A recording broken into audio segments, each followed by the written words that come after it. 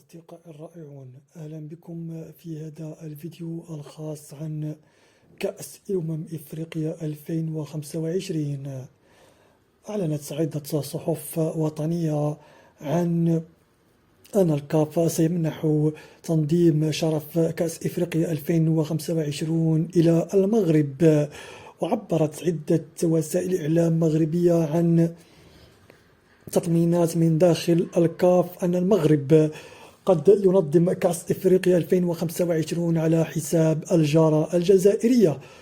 وعرف المغرب هذه الأيام تنظيم مسابقة الموندياليتو الذي خلقت جدلا واسعا في المغرب، خصوصا في بناء ملعب طنجة الذي احتضن هذه الدورة.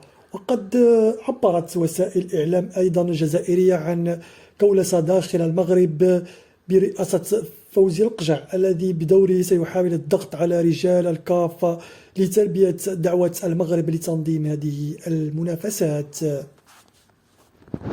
من جانبها الجزائر تعول على تنظيم كأس 2025 بعد تنظيمها لكأس الشان هذا العام. والجزائر متخوفة من المغرب، خصوصا بعد السيطرة المغربية على الكاف.